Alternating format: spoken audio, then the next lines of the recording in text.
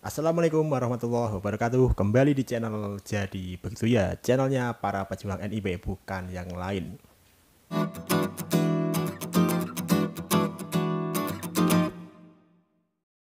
Pada video kali ini kita akan kembali belajar tentang soal TWK yang HOTS, yang Hot High Order Thinking Skill, melanjutkan pada soal yang video kemarin. Supaya teman-teman bisa memahami soal HOTS, teman-teman harus menonton video ini dari awal sampai akhir dan jangan di skip, supaya teman-teman tidak gagal paham dalam memahami soal. Langsung saja kita menuju ke soal nomor 1.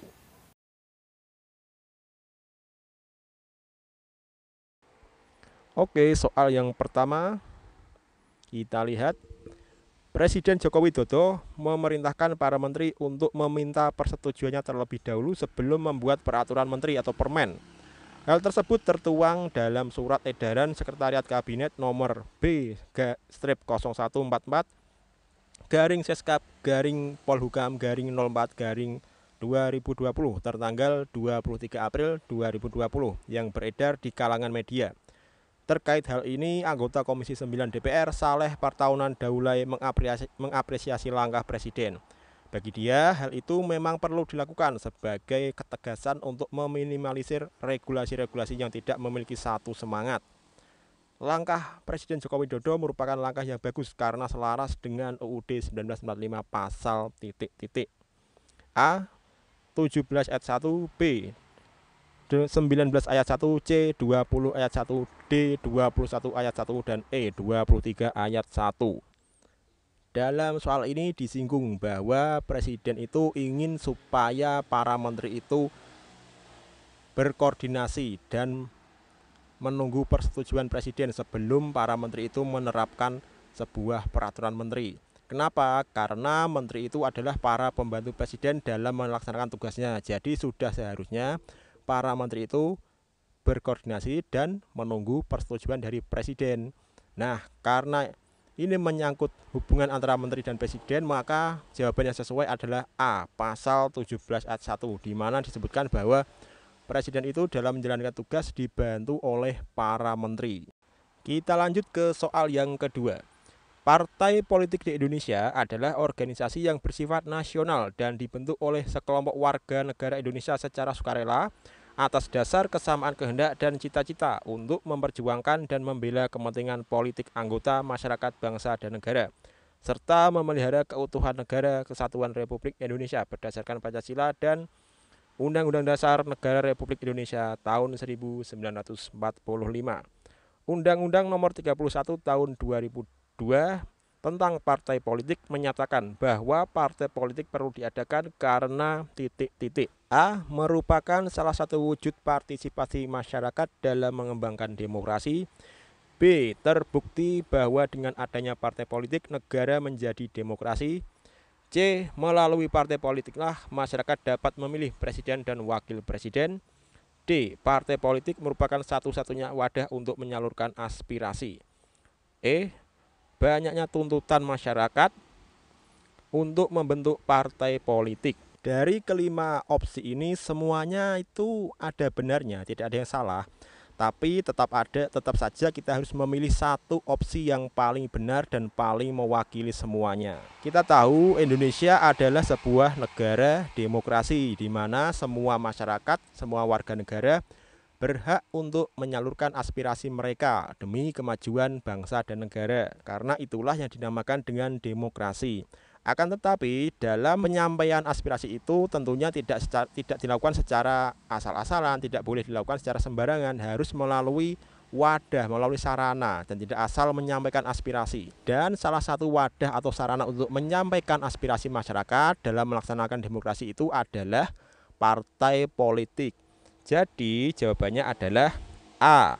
Merupakan salah satu wujud partisipasi masyarakat dalam mengembangkan demokrasi.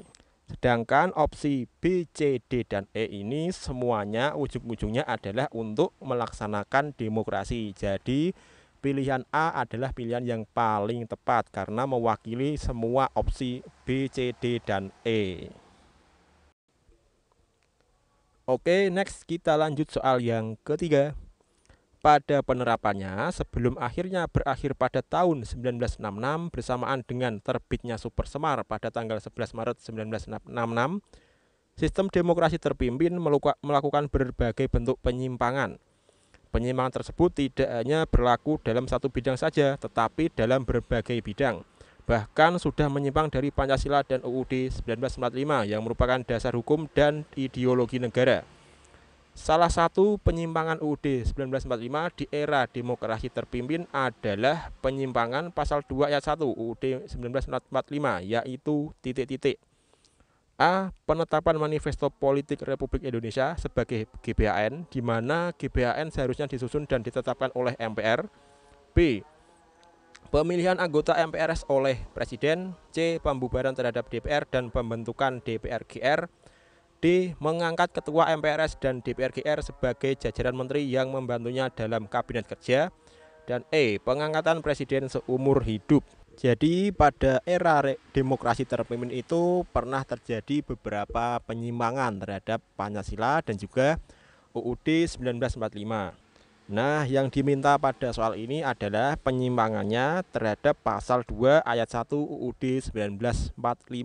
Untuk bisa menjawab soal ini, pertama teman-teman harus tahu dulu bagaimanakah bunyi atau inti dari pasal 2 ayat 1 UUD 1945 itu. Pasal 2 ayat 1 UUD 1945 berbunyi, Majelis Permusyawaratan Rakyat terdiri atas anggota Dewan Perwakilan Rakyat dan anggota Dewan Perwakilan Daerah yang dipilih melalui pemilihan umum dan diatur lebih lanjut dengan undang-undang. Jadi inti dari pasal 2 ayat 1 UUD 1945 itu adalah MPR itu dipilih melalui pemilihan umum. Nah, selanjutnya kita lihat opsi A, B, C, D ini. Manakah yang tidak sesuai dengan inti pasal 2 ayat 1, yaitu MPR dipilih melalui pemilihan umum. Coba sekarang teman-teman saya beri waktu untuk mencari jawabannya sebelum nanti saya tunjukkan jawaban yang benar.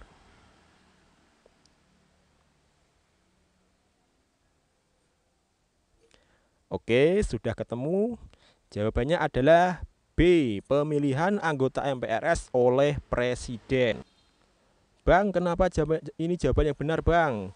Ya, jawaban ini jawaban yang benar karena sesuai pasal 2 ayat 1 itu MPR itu dipilih melalui pemilihan umum, bukan dipilih oleh Presiden.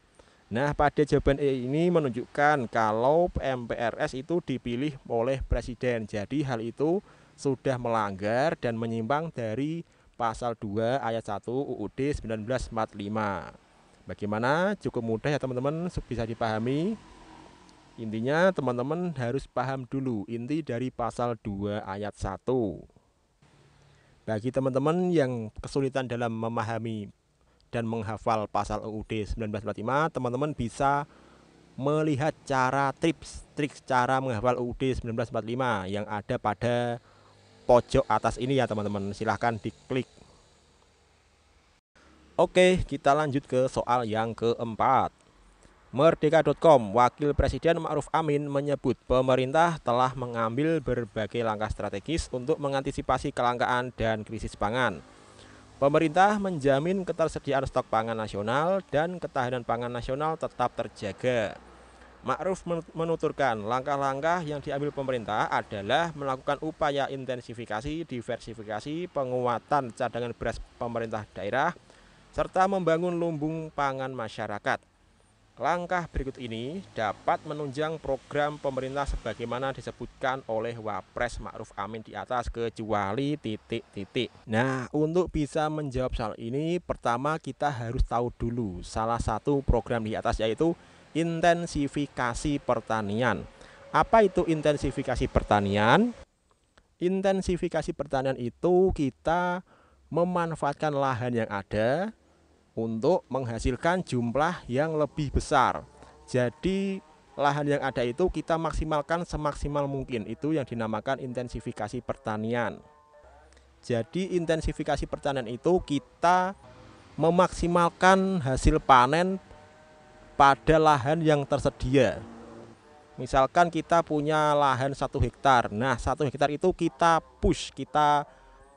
tekan, kita maksimalkan hasilnya supaya bisa menghasilkan hasil semaksimal mungkin.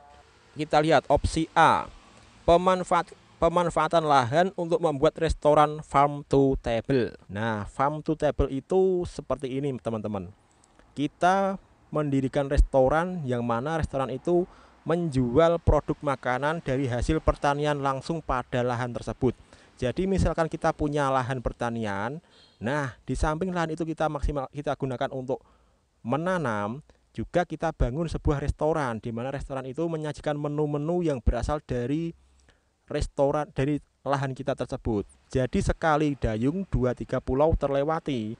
Dan ini farm to table ini termasuk dalam intensifikasi pertanian, di mana lahan itu kita manfaatkan tidak hanya untuk menanam, tetapi juga sekalian kita bangun restoran supaya hasil panen itu kita jual di restoran itu dalam bentuk wujud menu makanan.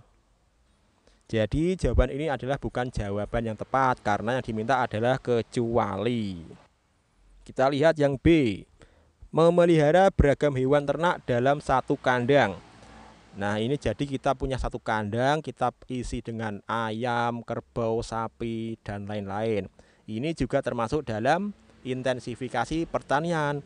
Loh kenapa gitu bang? Iya karena biasanya untuk satu kandang hanya diisi satu jenis hewan. Misalnya ayam semua, sapi semua, kerbau semua. Nah untuk yang opsi B ini, memelihara beragam hewan ternak dalam satu kandang. Jadi dalam satu lahan peternakan, dalam satu lahan kandang itu kita maksimalkan, selain ada ayam juga ada sapi, ada kerbau, dan lain-lain. Jadi kita memanfaatkan lahan yang ada untuk menghasilkan hasil panen ternak yang beraneka ragam. Berarti ini termasuk dalam intensifikasi pertanian. Jawaban yang C, pemanfaatan kotoran hewan ternak untuk pupuk. Ini juga termasuk dalam intensifikasi pertanian. Kenapa begitu?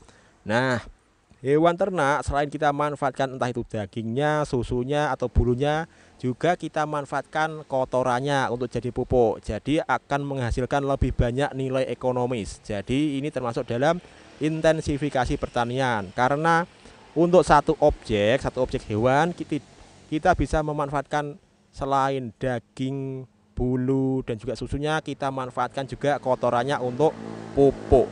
Yang mana pupuk itu bisa kita manfaatkan untuk memupuk lahan pertanian, jadi multifungsi. Sekali dayung 2-3 pulau terlewati. Opsi berikutnya yang D, melakukan pelatihan untuk para petani. Nah ini juga termasuk dalam program intensifikasi pertanian. Jadi kemampuan petani itu kita upgrade, tidak hanya berdasarkan pengalaman, tetapi juga berdasarkan kita berikan pelatihan dan pendidikan. Karena biasanya para petani itu kebanyakan adalah dari hasil otodidak. Nah, pemerintah ingin meningkatkan skill dan pengetahuan petani itu tidak hanya berasal dari otodidak, tetapi juga berdasarkan teori pertanian yang benar. Bagaimana dengan yang E, membuka lahan di daerah pedalaman untuk menambah hasil pertanian? Nah, ini bukan termasuk intensifikasi pertanian. Kenapa begitu, Bang? Nah, kita membuka lahan di daerah pedalaman untuk membuat lahan pertanian. Padahal intensifikasi pertanian itu kita memanfaatkan lahan yang ada, bukan dengan membuka lahan atau menambah lahan. Kalau kita membuka lahan di daerah pedalaman, berarti kita otomatis kita menebang hutan untuk kita jadikan lahan pertanian. Nah, itu tidak termasuk contoh program intensifikasi pertanian karena kita menambah lahan dengan cara membuka hutan. Padahal intensifikasi itu kita memanfaatkan lahan yang ada, bukan dengan menambah lahan. Jadi jawaban yang benar adalah, yang dimaksud soal ini adalah E, membuka lahan di daerah pedalaman. Demikian tadi pembahasan soal TWK HOTS kita hari ini, soal TWK rasa TKP. Semoga soal ini bermanfaat bagi teman-teman semua untuk belajar. Dan jangan lupa untuk mengikuti video-video kami yang berikutnya. Untuk itu jangan lupa untuk like, komen, dan subscribe supaya channel ini terus berkembang dan kita terus bersemangat memberikan informasi dan pengetahuan yang bermanfaat bagi teman-teman semua. Sekian dari saya. Wassalamualaikum warahmatullahi wabarakatuh.